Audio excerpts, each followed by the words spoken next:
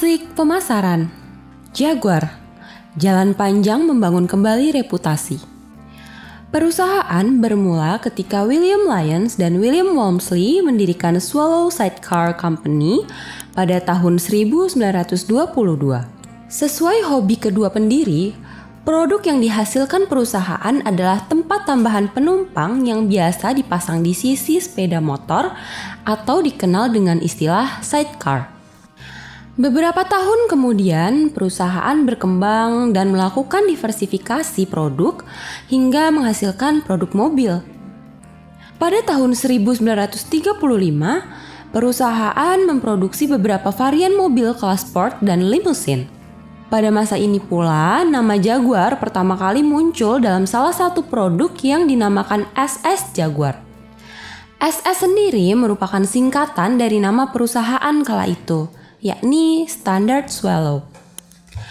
Namun singkatan ini tidak dipakai lagi setelah Perang Dunia Kedua meletus karena memiliki konotasi yang berkaitan dengan Nazi. Dan akhirnya pada tahun 1939, operasionalisasi perusahaan dialihkan untuk membantu pengadaan berbagai perlengkapan penunjang aktivitas militer. Saat itu, perusahaan kembali memproduksi sidecar dalam jumlah yang relatif besar.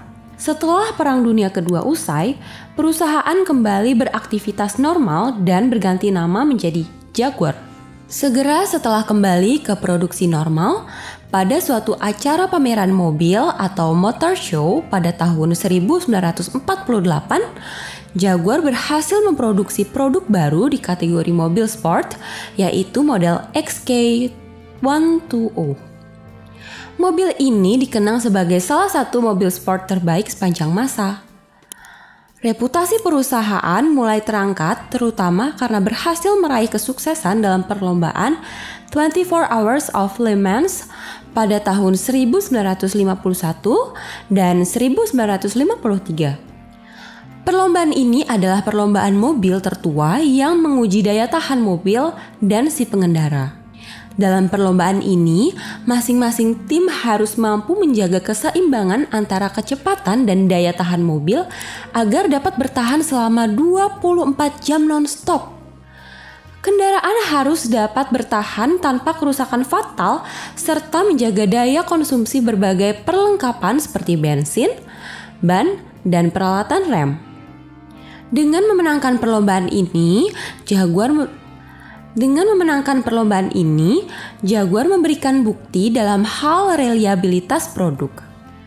Sejak tahun 1960, perusahaan mulai serius memproduksi mobil mewah. Di antara produsen mobil mewah, Jaguar adalah pemain yang cukup lama meramaikan persaingan dalam industri. Simbol macan kumbang dan model mobil yang elegan menjadi ciri khas tersendiri selama bertahun-tahun. Namun, Jaguar juga pernah mengalami masalah ketika konsumen memiliki persepsi buruk terkait citra produknya. Pada awal tahun 1980-an, Jaguar berada dalam situasi buruk. Penjualan turun terutama di pasar Amerika Serikat. Kualitas produk sangat buruk dan pemilik kendaraan memiliki persepsi negatif pada nama perusahaan, mobil, serta dealer. Jaguar dianggap tidak mengembangkan mobil dengan baik. Desain produknya terlalu monoton dan kurang menarik. Konsumen juga memiliki persepsi Jaguar ragu dengan reliabilitas dan kualitas produk. Bahkan sempat muncul olok-olok. Jaguar sebaiknya mulai menjual produk secara berpasangan sehingga konsumen dapat menggunakan satu untuk berkendara saat yang lainnya dimasukkan ke bengkel. Pihak manajemen, buruh pabrik, dan dealer mengambil pengukuran terhadap kualitas produksi serta pelayanan dealer. Perusahaan juga menerapkan kebijakan pemberian garansi selama 2 tahun. Kepercayaan dan sikap konsumen mulai berubah dan penjualan meningkat secara dramatis. Untuk mengetahui pendapat konsumen tentang produknya, manajemen Jaguar mulai mengamati sikap konsumen terhadap mobil, dealer, dan perusahaan. Setiap bulan, Jaguar minta agensi riset mengumpulkan pendapat konsumen. Dari hasil awal diketahui bahwa tingkat kepercayaan konsumen telah meningkat, tapi konsumen masih memiliki persepsi buruk terhadap dealer. Sebagai tindak lanjut, Jaguar menutup 20% dealer dengan kinerja yang terburuk. Hal ini dikombinasikan dengan peningkatan kualitas produk dan jasa, ternyata menghasilkan perbaikan persepsi konsumen terbesar yang pernah tercatat. Hasilnya, pada tahun 1985, Jaguar menempati posisi kelima di pasar Amerika Serikat untuk perilaku konsumen di belakang Honda. Di pasar mobil mewah, Jaguar hanya kalah dari Mercedes-Benz. Tentu saja tidak semua pemilik konsumen Jaguar memiliki sikap positif, tapi perubahan sikap telah berhasil dilakukan. Pada awal 1990-an, penjualan di pasar mobil mewah sangat merosot. Jaguar pun terkena imbasnya, walaupun mereka berhasil menurunkan produk cacat sebesar 80%. Tim manajemen mengambil langkah membuat iklan tentang hubungan yang terjalin antara konsumen dan mobil Jaguar. Iklan ini menunjukkan betapa konsumen menyayangi Jaguar, bukan hanya sebagai produk, tapi juga bagian dari kehidupan.